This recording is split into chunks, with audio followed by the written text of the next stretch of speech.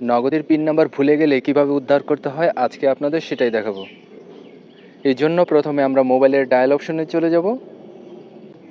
Dial অপশনে গিয়ে type করব *167#। এরপর ডায়াল করে দেব।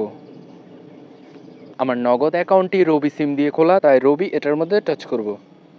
এবার এখানে দেখুন 8টা অপশন চলে এসেছে। 8 নম্বরে আছে পিন রিসেট।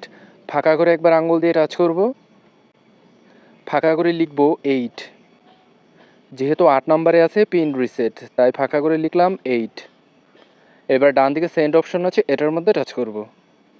এবার এখানে 1 নম্বরে আছে ফরগট পিন, তো ফাঁকা করে একবার আঙুল দিয়ে টাচ করব। যেহেতু 1 নম্বরে ফরগট পিন আছে, তাই আমরা ফাঁকা করে লিখে দেব 1। ডান দিকে সেন্ড অপশন আছে, এটার মধ্যে টাচ করব। ফাঁকা করে একবার আঙুল দিয়ে টাচ করব।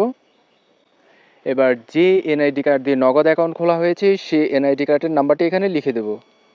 এনআইডি কার্ডের নাম্বারটি লিখে দিলাম। ডান দিকে সেন্ড অপশন আছে, এটার মধ্যে টাচ করব।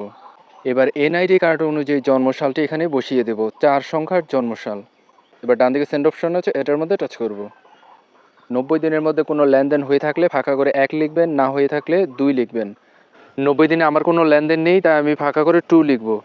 90 দিনে আপনার লেনদেন করে থাকলে ফাঁকা করে 1 লিখবেন। ডান দিকে সেন্ড অপশন আছে, এটার মধ্যে টাচ করবেন।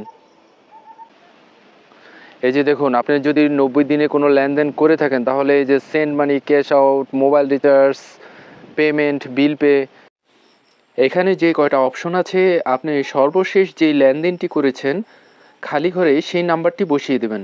মনে করুন আপনি মোবাইল রিচার্জ করেছেন, মোবাইল রিচার্জ আছে 3 নাম্বারে, খালি ঘরে লিখবেন 3। তারপর ডান দিকে সেন্ড অপশন আছে, এটার মধ্যে টাচ করবেন। এবার এখানে আপনি কত টাকার লেনদেন করেছেন, ধরুন 20 টাকার মোবাইল রিচার্জ করেছেন, তাই এখানে 20 লিখবেন। সেন্ড মানি হয়ে থাকলে সেই টাকার পরিমাণ লিখবেন। তারপর ডান দিকে সেন্ড অপশন আছে, এটার মধ্যে টাচ করবেন।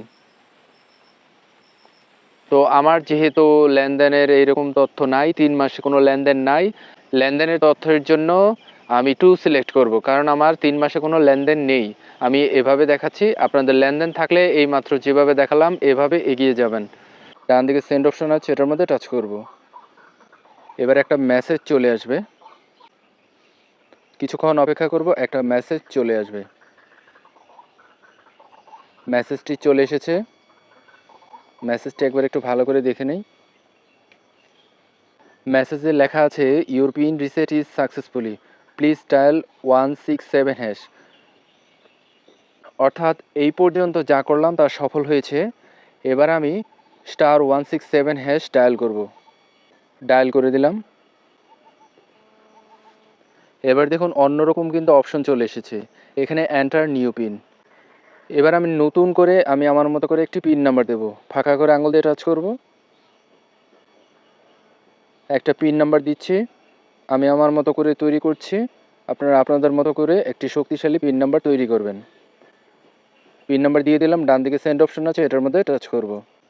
এবার যেই পিন নাম্বারটি মাত্র দিলাম সেই পিন নাম্বারটি আবার এখানে বসিয়ে দেবো। ফাঁকা করে আঙুল দিয়ে টাচ করলাম, ডান দিকে সেন্ড অপশন আছে, এটার মধ্যে টাচ করব।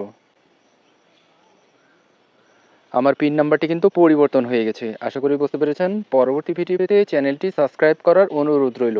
ধন্যবাদ।